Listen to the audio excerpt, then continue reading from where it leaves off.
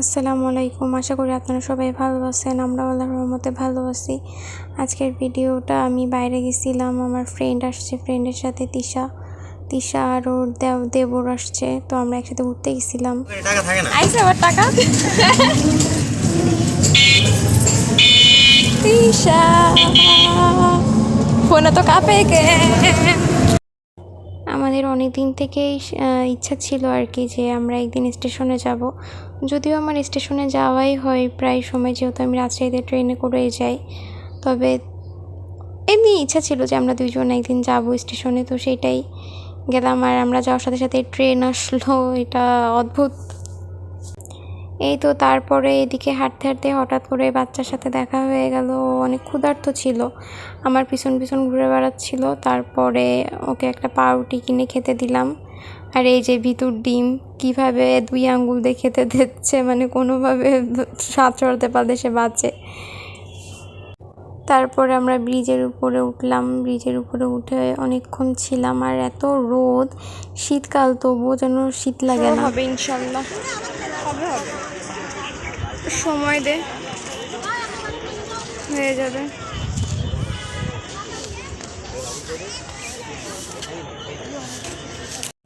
এখানে মনে হচ্ছে ট্রেনটা কত তাড়াতাড়ি চলে আসছে, তাই না? কিন্তু না, ট্রেনটা অনেকটা সময় নিয়ে আসছে। এই তো তারপর এখান থেকে নেমে কিছু ছবি আর ভিডিও নিলাম।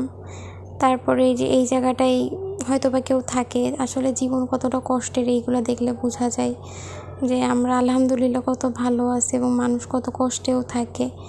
এগুলো দেখলে অনেক কিছু শেখারও আছে। হ্যাঁ, ঝাঁকুনি লাগো দেওয়ার পরে, গ্রিল দেওয়ার পরে এই জায়গায় ঠান্ডা লাগে।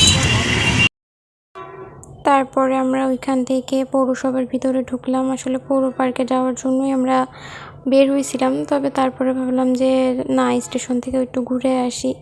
তারপরে এই যে এটা হচ্ছে আমাদের ঈদগাহ, যশোরের ঈদগাহ ময়দান।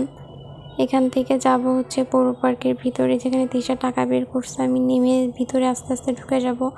পৌরসভার গেট, যশোর পৌরসভা, এর ভিতর থেকেই পৌর পার্কে যাওয়ার রাস্তা। এখানে ফুলগুলো এত সুন্দর ছিল, তাই ভাবলাম ছোটো করে একটু ভিডিও করে রাখি। এই তো বিড়ালটা আমার সাথে কথা বলেনি। আর এখানে আসলে ছবি তোলার পিছনের কি বলে কষ্টগুলা রেকর্ড করা, যে কত ঝামেলা একটা ছবি তোলার পিছনে। আরও আছে অনেক ভিডিও, সামনে দেখতে পারবেন। আমার শেষ, এবার তিশা ছবি তুলবে। তিশার দেওয়ার এটা হচ্ছে আজকে আমাদের ক্যামেরাম্যান।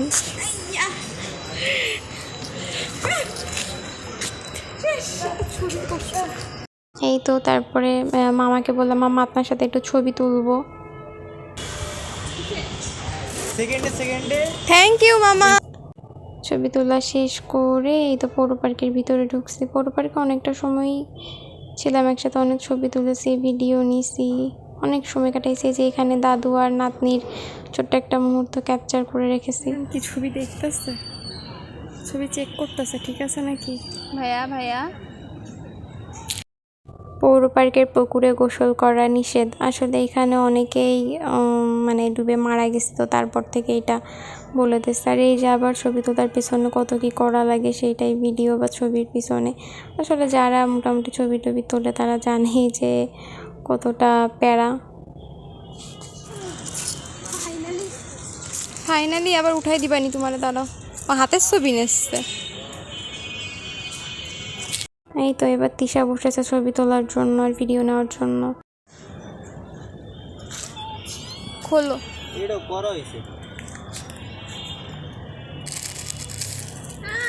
পুরোটা খোল, পুরোটা না খুলে বুঝবি না।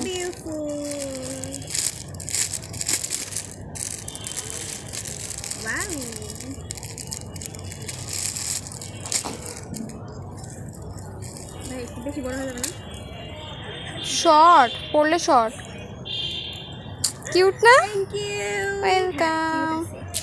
তিশাকে আমি ড্রেসটা গিফট করছে। তিশায় যে আমার জন্য ছোট্ট ছোট্ট কিউট কয়েকটা কানের দুল নিয়ে আসছে, ওইটাই দেখাচ্ছিলাম। ঘোরাঘুরি করে আমরা এখানে একটু রেস্ট নিতে বসছিলাম, যে কিছুক্ষণ একটু রেস্ট নিব। তিশা গেম খেলছিল ওখানে, নিলাম। খুশি হয়ে যাবে না?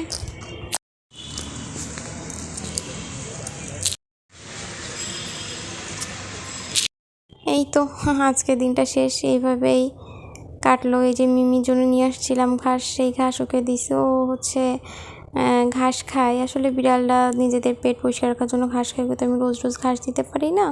তো বাইরে গেলে ওর জন্য একটু ঘাস আনার চেষ্টা করি, ও খুশি হয়। আচ্ছা, আজকে এই পর্যন্তই। আল্লাহ হাফেজ।